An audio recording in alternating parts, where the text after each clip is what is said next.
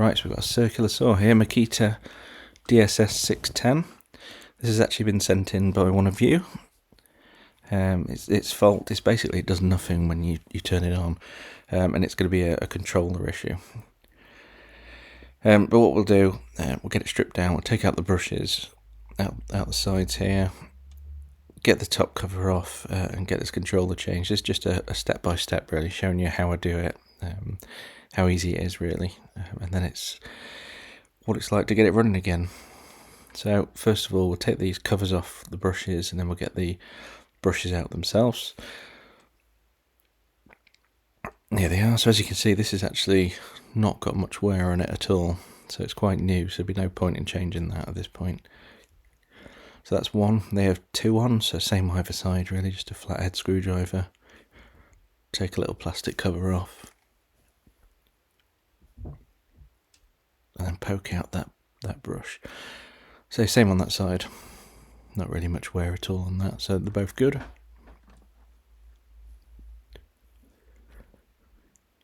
So to get this cover off, there's lots of screws actually on here, and you need a little spanner. I think it's a 10mm on this one. So whack all those screws out and don't lose any. There are a few that are slightly different sizes as well, but you'll see that in a minute. So take all these ones out. So the two that are closer to the motor are slightly longer and slightly higher torque as well, so just a manual screwdriver is good to get these going, and then you can carry on then with something else like this. So those two are much longer, so keep those two separately, or just remember that they're longer.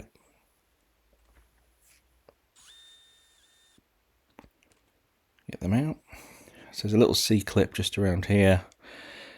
Sorry, my hand's in the way a bit there, but there's just a little C-clip on the holder for the bottom frame to stay in position. So just stretch that out a bit and pop it off. If you don't damage it, you can use it again, but if you do, these are literally £1 or £2 to replace, so yeah, not a problem if you do damage it, but try not to and you can reuse it. So take that cover off as well, and then you just need a little spanner here to take this off. You can't get the case off, unfortunately, without taking that nut off.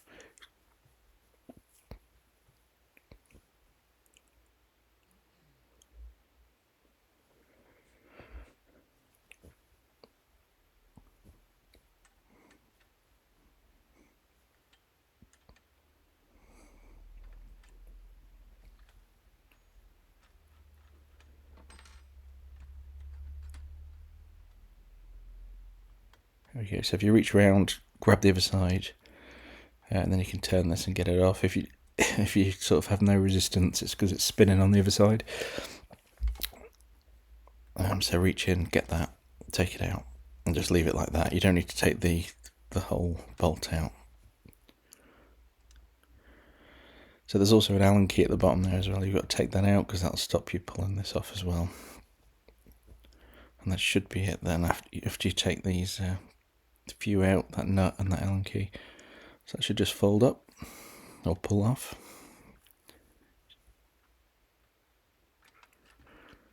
There we go. So it's fairly simple. So it's the controller, so it's the bit at the top there. Not much to these inside. The trigger, the controller, the power connector at the bottom, and that's really it. Because you're not in at the motor at this point, that's further off to the left. So give it a bit of a clean up. A little bit of dust in here, but not too much.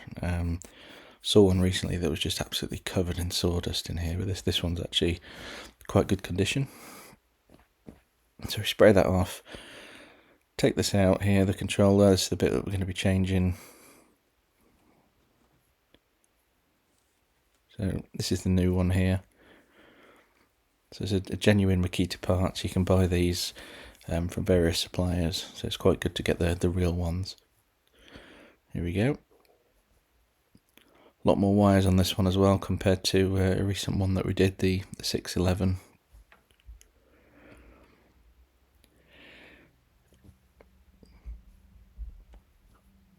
So start to pull these cables out of their little housings at the bottom there. They're all threaded nicely so that sort of tucked away and neat, so you just need to pull all that out, separate it from the housing, so that you can then swap it out. There we go. So we take the power connector out there. There's going to be a couple of clamps that we need to change in there. And then most of the cables are just wedged in that front section. So pull those out. And there we go. So we've got everything really removed that we need here. So quite simple. As we go, I'm going to be taking them out, putting the new ones in, crossing over each other just so I don't get them mixed up. So we'll start with the power connector. It's the simplest bit really. So these just have a small little, almost like a button, but it's not, little metal circle in the middle that you just need to push, and then you pull this out. Same on both sides. So remember which way they go, and then put those two straight into the new one, just to avoid any confusion really. So you can see here, that's what I meant, just in the centre there, there's that little tab. So all you need to do is, with a screwdriver like this, just push that in a bit, push it up, and then pull the whole thing out. It's really simple to do. That's good because it means no soldering or changing of anything like that. So they're literally just little pull tabs. And the new ones come with those on, so that's good.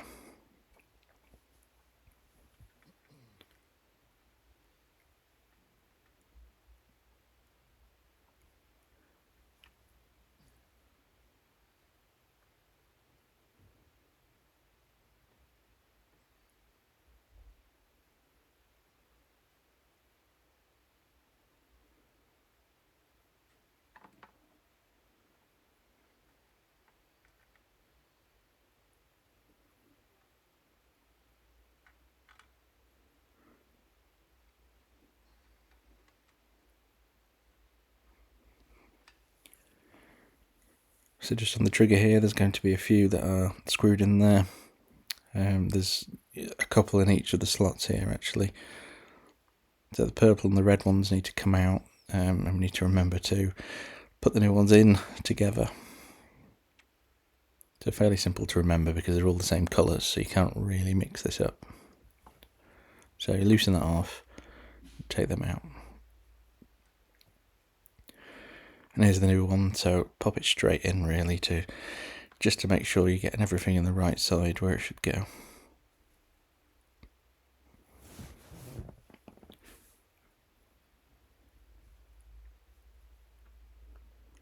So make sure we get a good connection. Screw it in.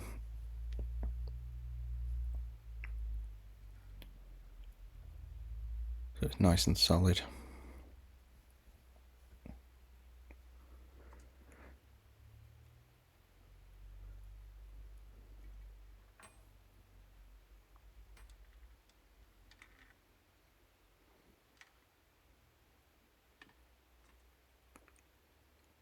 Yeah, and that's the same with the red ones. Really simple this, it's just one for one. Probably need a little bit of a smaller screwdriver. There we go. So we'll get that in there. You don't do these too tight because they're into plastic, so you don't want to snap the plastic.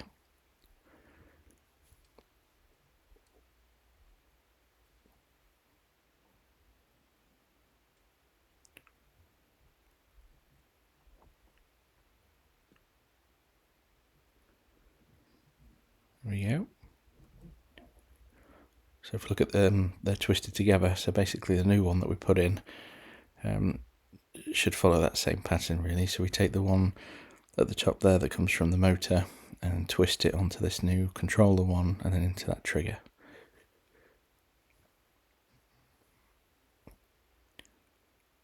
So we get the right one, so we get that red one. Just have a bit of a test fit so we know it's going to there. We know that cable's going to come around that way. Simple really.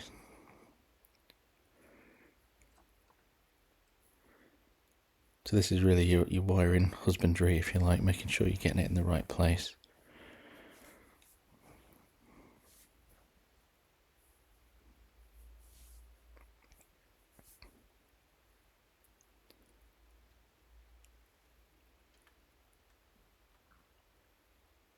we go. So we take the end off, and like I say, we twist that against the other one that comes from the motor, which makes that circuit then. There we go. So twist them in, pop that in that hole, and screw them in. Really simple.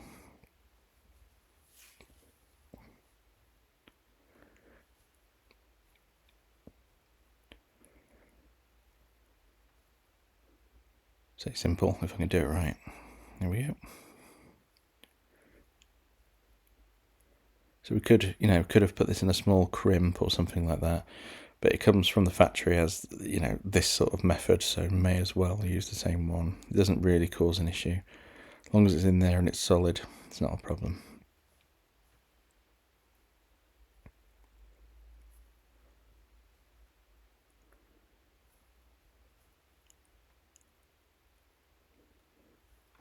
Right, that's in. So that's the trigger all wired up.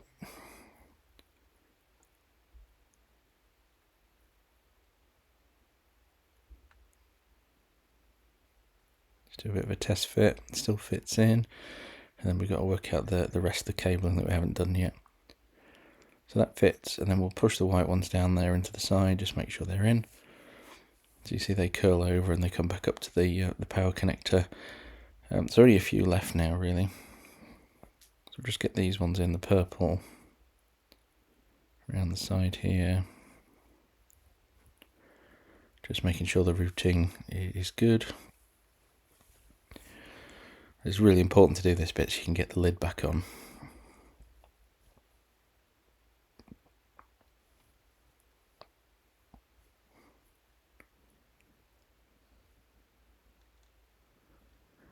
There we go. Get them back in the channels at the bottom there as well.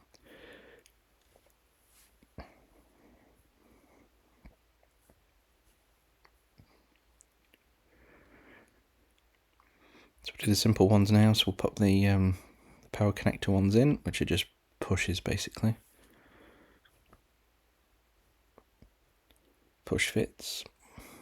So you push them in and you push them all the way down, and they should hear a little bit of a click, and then you know they're in.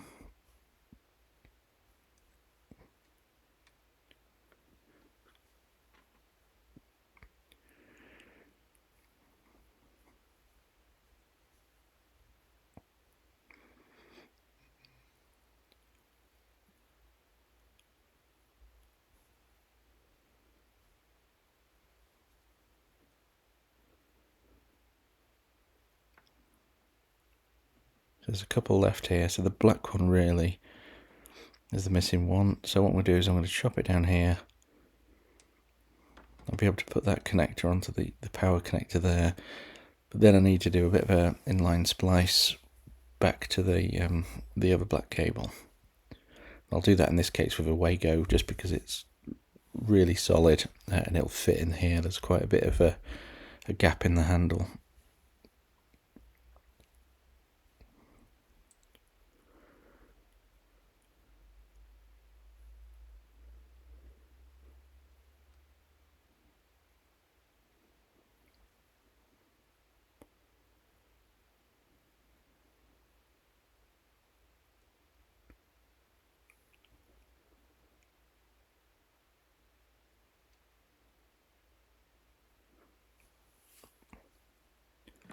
Okay, fourth time lucky.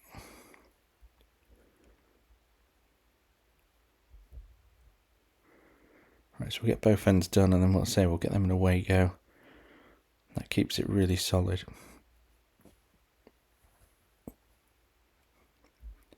I'd rather do that than solder these together, or twist them and heat shrink them or something like that. This is much better.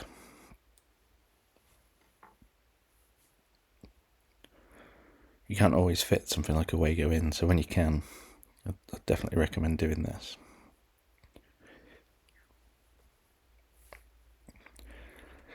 Right, so now that's in, we'll get that last connector in, the negative into that power connector there. And then it just becomes a case of, we'll have a test, and then we'll get this all wired in and fitting so that we can get the lid back on. Just make sure that Wago does fit there, and that we can get the power connector back in. Just make sure it's the right way around. There we go.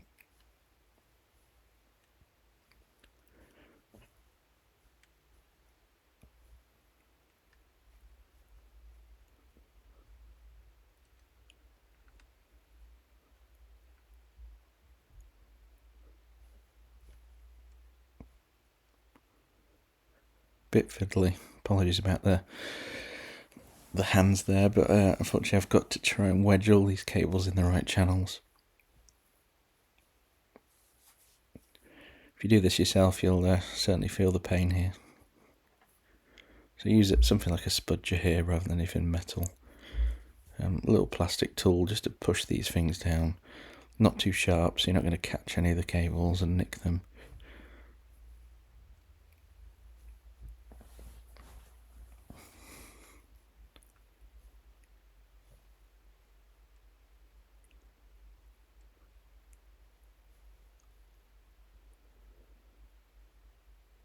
There we go. That's not too bad. That's in there.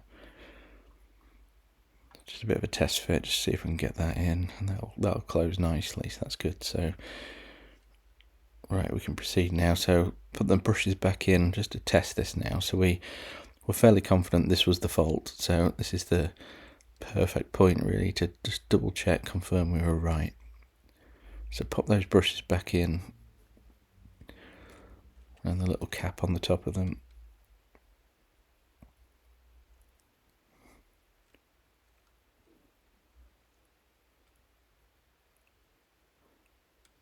So one on each side. Missed the brush there. At least the cap's going back on, but I'll take that back off, put the brush in. So you can see, this isn't perfect every time, first time. Like an idiot, so I've popped the cap on and not put the brush in. So we'll take that back off. Luckily I noticed now, I would have made myself look a bit stupid when I had the battery on. There we go, whack that one in there.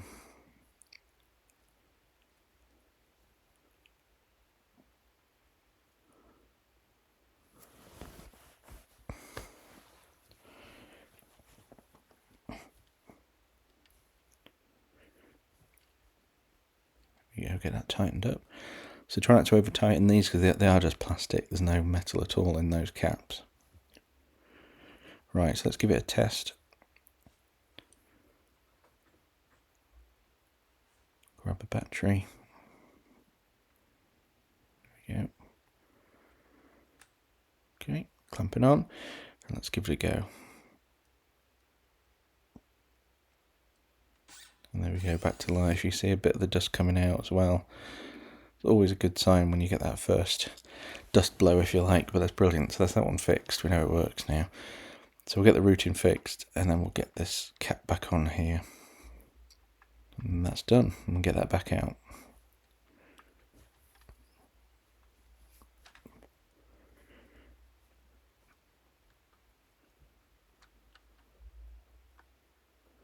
So never force these, because if it's not going on, it's because there's normally a cable under something, and you don't want to nick it. So make sure it fits, make sure it's all flush and square before you start screwing things down.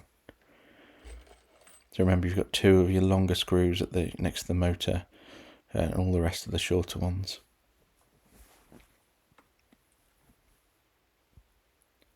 Let's get them all screwed back in.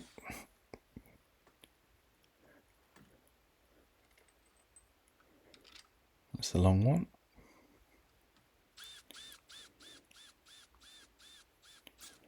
Good hand close up. Sorry about that.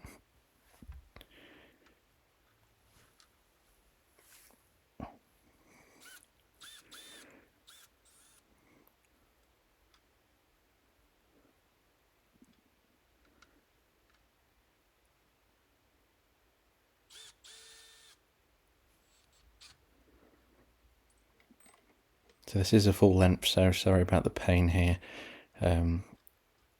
Sometimes I think it's better to show the whole process, and you don't see all the cuts that I do in some of the shorts.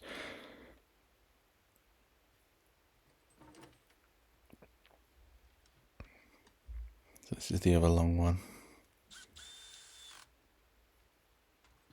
it's not, sorry, that's the next one. This is the one next to the motor, there's the other long one.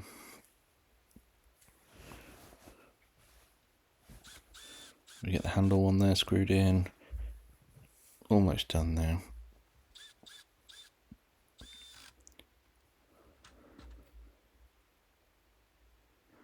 There it is.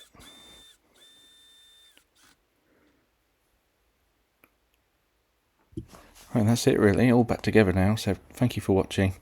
So this is the full length. Normally do these in sort of 3-minute bursts, but this was one of yours that you sent to me, so I just wanted to show you the full process, getting it back to life. As you can see here, perfect as new there, so brilliant. Thank you.